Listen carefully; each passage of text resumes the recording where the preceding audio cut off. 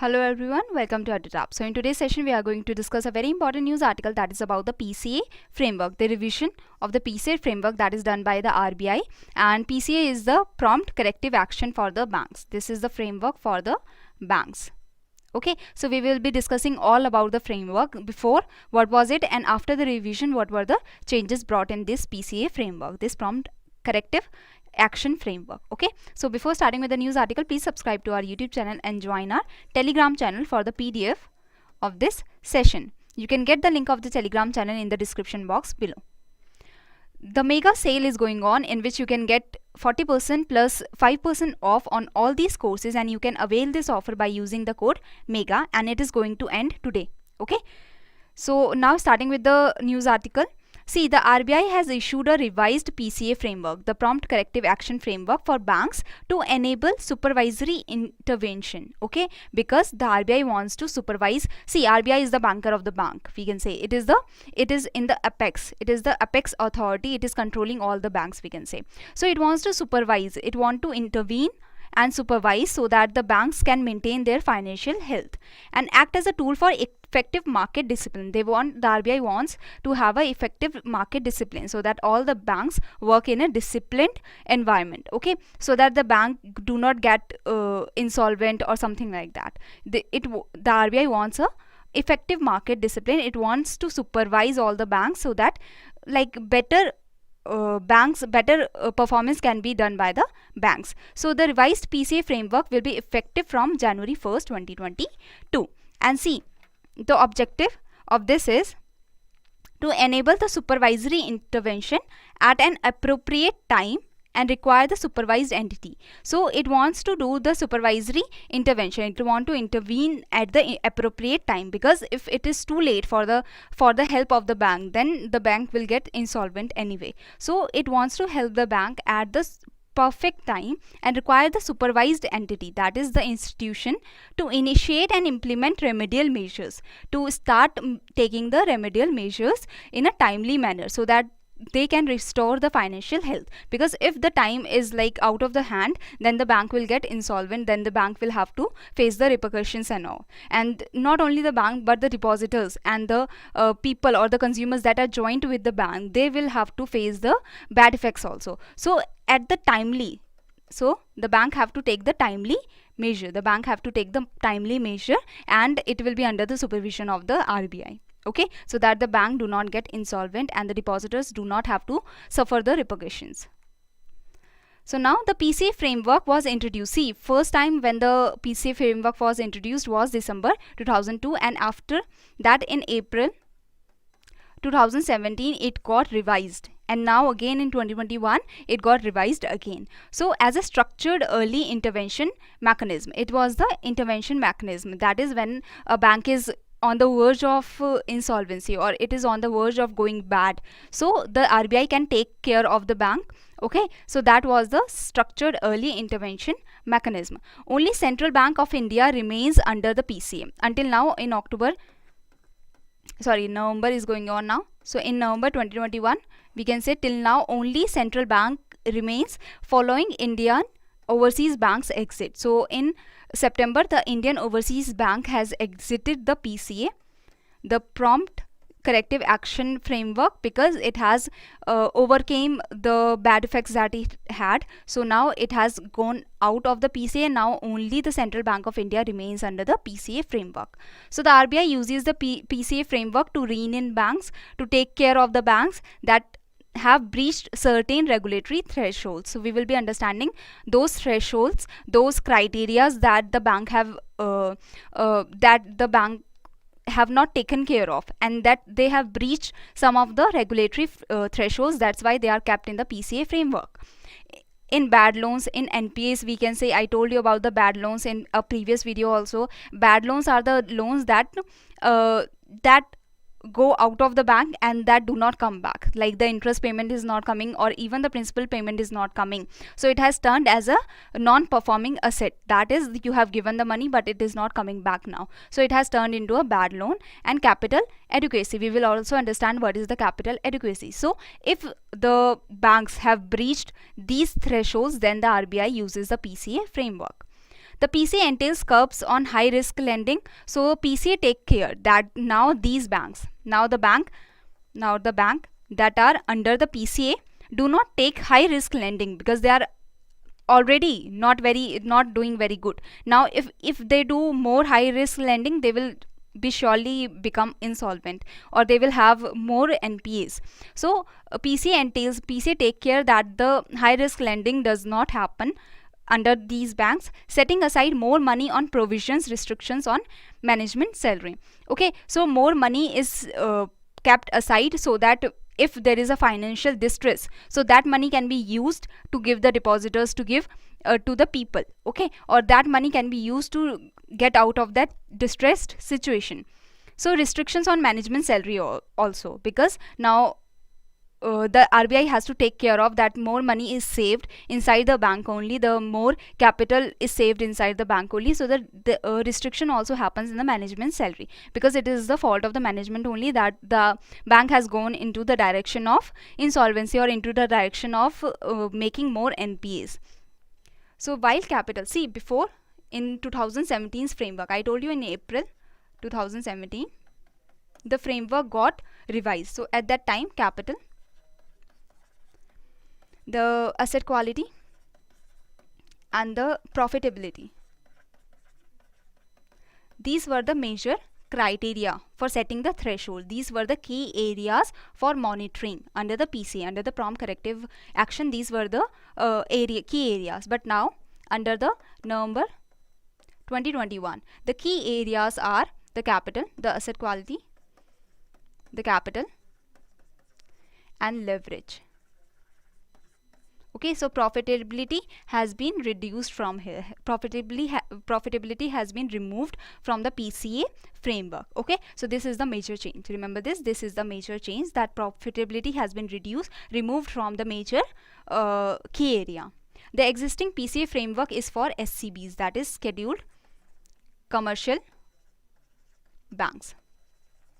That is, the PCA framework is only for the scheduled commercial banks. Either they are foreign or they are the country's bank only. So they are under the PCA framework. They can come under the PCA framework. The RRBs, the regional rural banks, or the small finance banks, or we can say the payment banks, they are not included under the PCA. Okay, under the PCA framework. But the scheduled commercial banks who are not taking care of their assets, who are not taking care of the capital adequacy, who are not taking care of the leverage ratio, they can come under the PCA framework. It is not that all of the commercial banks will come under the PCA framework, but the banks that are not completing the thresholds, or that are going beyond the threshold, that are becoming risky, will come under the PCA framework. So exit from PCA and withdrawal of restrictions under PCA, that can happen as we saw in the case of Indian Overseas Bank. It can happen. How it can happen? If once a bank is placed under PCA, taking the bank out of the PCA, that is withdrawing the restrictions on the bank that is imposed through the PCA framework, it can be done if no breaches in risk threshold. If it has not breached any of the risk threshold, if it has not gone beyond the risk threshold in any of the parameters, in the capital adequacy, in the asset quality, or even in the leverage, now it has not gone out of the parameter for 4 continuous quarterly financial statements. Okay, for quarter I told you 3 months are in a quarter. So for 4 continuous quarterly financial statements, it has not done any of the risky thing, it has not gone beyond the risk threshold, then it can come under the, then it can get free from the restrictions, one of which should be audited annual financial statement under the assessment of the RBI. And so it has done all the parameters that the RBI has asked, and the RBI has assessed that now it is fine. So based on supervisory comfort of the RBI, so RBI will be supervising it, RBI will be seeing, okay, now it is good to go. The bank can get out of the restrictions, it can work as it want. So including an assessment on sustainability of profitability of the bank, that now the bank can sustain itself, now the bank is not on the verge of insolvency or going bad, now the bank can take care of itself. So these are the criteria that how you can get out of the PCA framework. Now the Indian Overseas Bank has got out of the PCA framework. So this was the framework before, okay, and this is the framework now. Okay, so you can see the difference. That is the bigger one, this is the smaller one, that is the basic difference. Why? Because it had the profitability criteria, and the profitability criteria has been removed from here. This is of November 2021. This is of April 2017. Why I have brought both of them for you, so that you can differentiate yourselves also. Okay, here the profitability criteria is here. You can see here the profitability criteria is not there. Okay, here it is written that the leverage would be monitored additionally as a part of PCA framework. It is just an addition. The leverage here is just an addition. It was not a major key area. Okay, the key areas were the capital, asset quality and profitability. Here the leverage is also the key area. Okay, so the capital, the asset quality and leverage are the key areas. You understood the difference. This is the basic difference, and this is the most important difference that has been brought in the revision of the regulatory framework in the PCA framework. So now you will understand that what we see under the capital, this can get a little tricky, so try to understand it very slowly and very calmly. Okay, so under the capital comes CRAR. Okay, that is the capital adequacy ratio, we can say, or CRAR. We can define it as the capital to risk weighted asset ratio. Okay, so capital to risk weighted asset ratio, that is, see, whatever the asset is, like here is a measurement, the capital adequacy ratio, that is CRAR. Also we can say, okay, it is the capital adequacy ratio is also known as CRAR. So the capital adequacy ratio is a measurement of a bank's available capital expressed as a percentage of bank's risk weighted credit exposure. You are giving a you are giving a credit, you are giving a loan. It must have some risk involved, because you are giving 100 rupees. You are giving 100 rupees. It must have some risk involved. Okay, so that is the risk weighted. You have to measure for the risk, and the RBI has said that now you have to keep 11.5% of the capital that you are giving. That is, the RBI requires the banks to maintain the CRAR in lending, including the capital conservation buffer at 11.5%. So you have to keep the CRAR of 11.5%. That is, you have to keep some of the capital with the bank only. So if the bank is giving 100 rupees of loan, it has to keep 11.5 rupees, so that if there is a financial problem, then that 11.5 rupees can be used and it can take the bank out of the financial distress, because not all of the depositors are coming to ask the money, but some of the depositors can come to ask the money back now. So some capital has to be available with the bank, and it is some percentage of the loan that the bank is giving, the exposure that the bank is having. So here it is 11.5% now. Okay, so it was in April 2017, it was 10.5%. You can read this all. This is just percentages, nothing else. I will just tell you the risk threshold first. So there are 3 risk threshold. Okay, the first is like you are not very risky bank, second is you are risky, and third is you are very risky. The RBI will have to take very strong measures to keep you attained, to make you strong. So first is not very risky, that is the CRAR. You have to keep, at that time in April 2017, you had to keep 10.25% at least. Okay, so minimum total capital, 9% of the minimum total capital, and this was the buffer, the 1.25%. So 10.25% you had to keep with yourself, the bank had to keep with itself. So if it is less than 10.25% and more than 7.75%, then it comes under the first risk threshold. Okay, if it is less than 7.75%, that is, it is not near the 10.25 range, so it is less than 7.75% and more than 6.25%, then you are risky. So there was no third CRAR, there was no third threshold here. This was until second one only. Okay, so in the capital we understood the CRAR. Okay, this is the criteria, the CRAR. The second criteria is the common equity tier 1. The common equity tier 1 is a component of tier 1 capital, that is mostly you are keeping core capital with you, that is easily changeable, easily transferable. So whenever you are in a financial distress, you can just take these common shares, common stock, ordinary shares, retained earnings, and you can get out of the financial distress. So common equity tier 1 is the easily transferable, easily changeable asset you have, that you can easily change into the money and you can get out of the financial distress. So you have to keep at least 6.75% of that type of assets. Okay, so this is some range that you can see. Okay, so this was the capital criteria that was before, and now the capital criteria is this. The risk threshold first, risk threshold second is the same.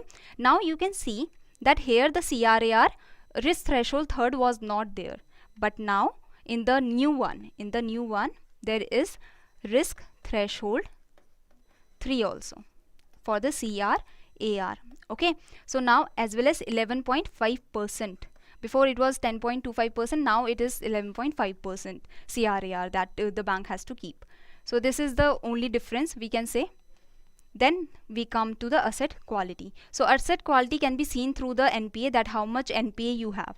Okay, means how much non-performing assets you have, that you are giving the loan and the loan is not coming back, not even the interest, not even the principal amount. So it should not be more than 6.6%.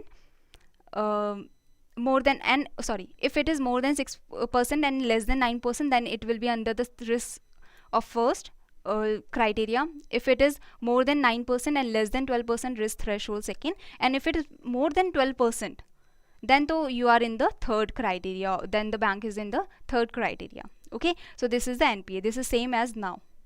Nothing has been changed in this. Okay, then the profitability, it was like if you are not getting profit for 2 years, then in the first one, if you are not getting profit for negative profits, ROA, we can say return on assets are negative for 3 consecutive years, you are in risk threshold second. Now it has been removed, so you do not have to understand or remember it. We can say just I'm telling you for the knowledge that it has been removed.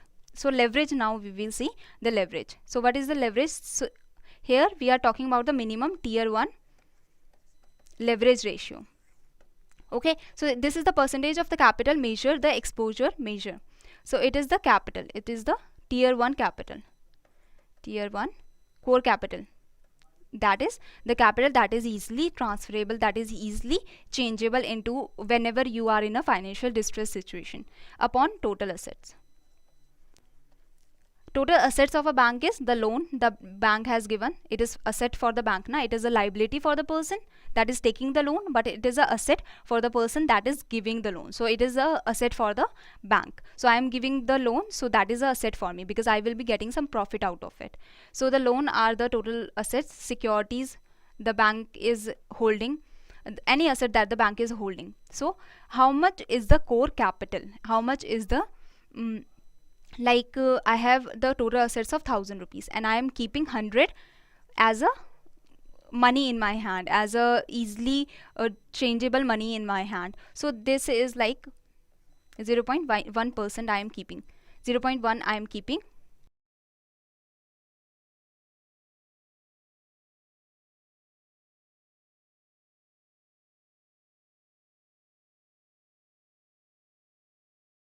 Mm, 0.1 amount I am keeping when the depositors need it.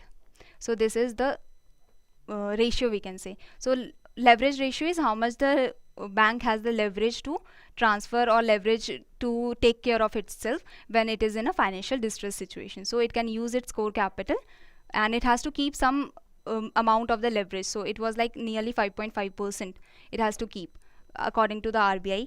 So that is the financial distress, how can you use that core capital. So this was a leverage that has been added now. Okay, so the next one is, I hope you have understood the changes. So the changes was, the first one change was the leverage has been brought as a major component of the PAC framework, and second change was that risk threshold third for the CRAR has been introduced, okay, in the new one, in the new framework. As well as if the bank is placed under the PCA, they have to take the corrective actions, one or more corrective actions the RBI can impose on them. So in the risk threshold 1, the mandatory actions are that restriction on dividend, that how much profit you are getting, how much profit you are distributing, the promoters, owners or the parent to bring in capital, that there will be some restriction or some criteria that you have to bring this much or you do not have to bring this much. So that is in the risk threshold one. In the second one, the restriction on the branch expansion, that how much you can expand your branch. So there will be some restriction if you want to expand it here or outside. So in risk threshold third, the appropriate restrictions on the capital expenditure, how much you can expand on the capital. See, you can change the technology, you can do the technological upgradation, okay, that you want to bring some computers and all that you can do, but how much you can expand on the capital, that is restricted, okay. These are the mandatory actions. If the RBI think that they have to take some extra actions also, so RBI can take the supervisory action or the strategy action, related action, or the governance, that they want to change the board members, sorry, they want to take care of the board members, that what the board members are doing, so they can do some discretionary actions also. So I have told you everything. There are two main changes that has been brought. I have told you about the leverage, and I have told you about the threshold third, that is CRAR. It has been introduced in the new framework, in the new revised PCA framework, okay.